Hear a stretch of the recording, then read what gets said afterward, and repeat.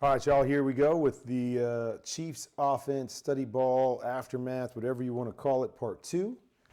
Okay, so let's keep talking about what was going on here and some of the play design and other things that were going on in this game. All right, let's take a look at this one. Okay, so what do we got? We got a go route over here, and we've got a one-on-one choice route with Travis Kelce against Lavonte David. Something that they won the first time.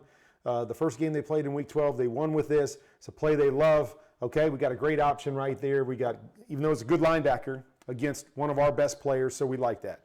Okay, on the other side, let's take a look at one of the things that Tampa did in this game. Okay, so they played, it was kind of like a quarters type shell. But what they would do on this side is they would take Bunting here, and he would play in the slot, and he would play outside leverage and fall back here. So it almost became him being the quarters defender there as long as this guy was pushing vertical. And then this corner on the outside was able to kind of jump and play more of the flat situation in quarters. In normal situation, this defender would play the flat and this guy would play deep, but they played this soft to the outside here to try to prevent some of these things down the field. Okay, so with that play, we motion to the outside.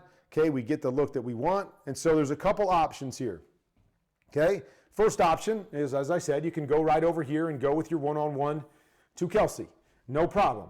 The other option on this particular play, either way, whether this guy's playing deep or this guy's playing deep, is we're going to have basically a double post concept right here. So the idea on this is my inside receiver, okay, your job is to attack that safety.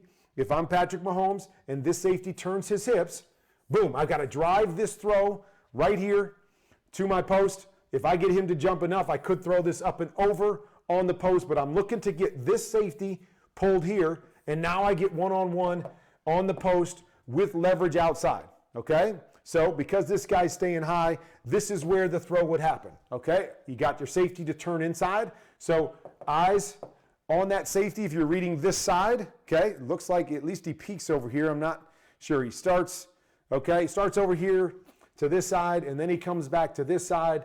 So not really sure what his initial read was, but if he's reading to this side, gets this guy to turn, drive the throw right there on the post, that's your option. Recover to this guy that's coming here. If you're reading the other side, right, it's simply just one-on-one right here. Got to lay that ball out in front. That's really your only option if you're reading to that side, and you've got a chance to complete that. Okay? Here, okay, we get pressure around the edge. We get pressure around the edge. No problem. Step up. Slide up into this pocket. There's a nice pocket right here to slide up and settle. Okay?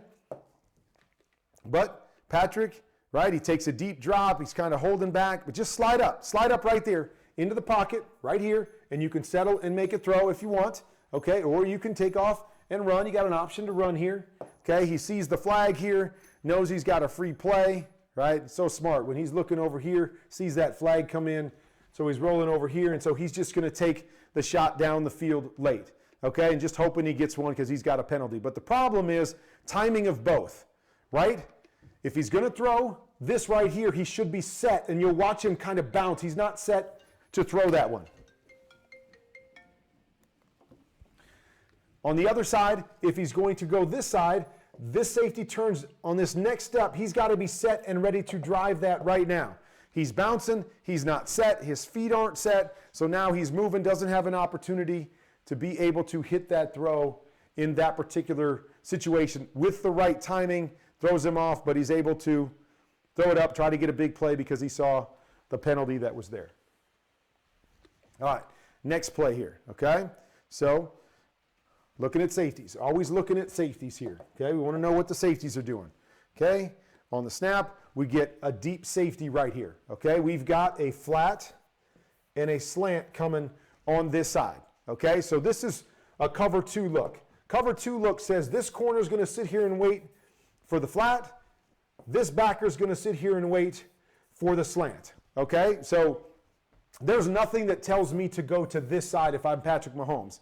The other side, corner off, safety off, I've got triple slants to this side. So I can isolate these two defenders here with 3 guys to the front side. That to me is where his eyes should be. Now, something that Tampa did in this game, it looks like cover 2.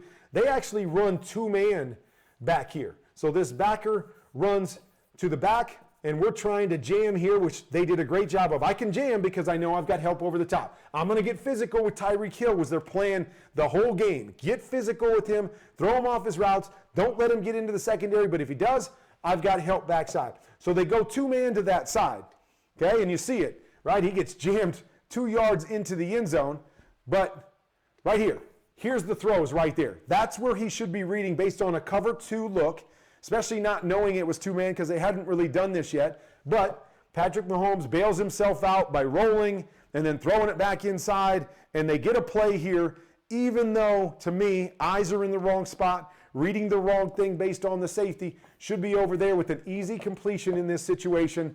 But as he does, those 2 guys make a play. Tyreek Hill makes a play, and we're good to go there just because we've got some good players that are better than you. But to me, eyes were in the wrong spot there by Patrick Mahomes. Okay? So here we go. Here's the 2-man. This is what they did almost the whole game. Certain situations, especially passing situations. 2 safeties high. These guys are playing 2-man. In 2-man, we're going to jam them at the line of scrimmage. Then we're going to take away the inside, and then we're going to play what we call trail technique. So you'll see right here. I'm going to trail. So now the throw has to beat me over the top and then beat the safety underneath. Trail, right? Trail. We're going to trail to make it harder for Patrick to try to fit some of these throws in, okay? But key, take away the inside. Take away the inside. So we've got a big in route to this side. If the receiver bails and goes outside, you got no chance because you've got a defender sitting inside of you on an inside route, kills it, okay? We're running a corner route on this side. It's key that Travis Kelce tries to get inside, gets this guy moving inside, and then saves space to be able to run the corner over there. If you don't, right, you see he's running a corner route and he's already outside the numbers. That leaves almost no space to be able to throw it, especially with the defender playing man underneath. So he really needs to sell this, and now he does a nice job, even though he releases outside, to get back inside a little bit and create a little bit of space. But details of route running is key. Same down here. Details of route running. Got to move that guy. Even if you go inside and that guy moves hard and then you jump over the top, now at least he's playing catch up and it gives you a chance to win right there. Okay? What they're really trying to get here is Tyreek Hill on this double move to the post, right? This guy's going to trail. Great. I want to stick, move this safety, and throw this. Okay? There it is. There's the throw, but, right, we got some pressure coming. What they do is a delayed blitz with Devin White. He holds, then he comes around and creates some pressure there. So, boom. If Patrick Mahomes doesn't slide and just steps up here, right, you got to anticipate this. And yeah, he might take a hit here, but anticipate, see the hips of the safety going here. We got this. Let it go. Let it go. Okay, and again, it's not easy, right? Playing quarterback is not easy. Slide up right there, a guy coming in your face. Let that sucker go based off the look. If you can, but that's really your only option, right? In, went outside, right? This guy's chipping and then moving, so he can't separate here. Only other option is this corner here, but you can see there's not a lot of separation there. Guy underneath, guy over the top, but Patrick does make a great throw here while he's got pressure and makes this throw, and Travis Kelce knows he's got to make this catch. But you see how difficult things are, and the little details of how you run routes become vital in having success from a day-to-day, play-to-play basis. And again, Patrick in the pocket, I know he's got a great feel, but sometimes you got to settle and help your guys out, right? Settle in your spot inside, and this guy doesn't become as much of an issue. And again, it's not easy. I'm not sitting here to say that it's easy, but trying to settle, step up, anticipate, and let things go become crucial when you're playing against good defenses and good teams.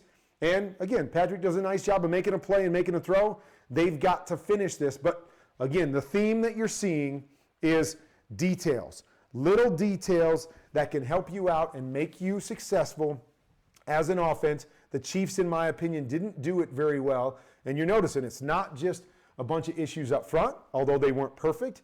It's issues across the board. Play design and the way that they executed those plays were a big part of why they haven't had success. That's part 2.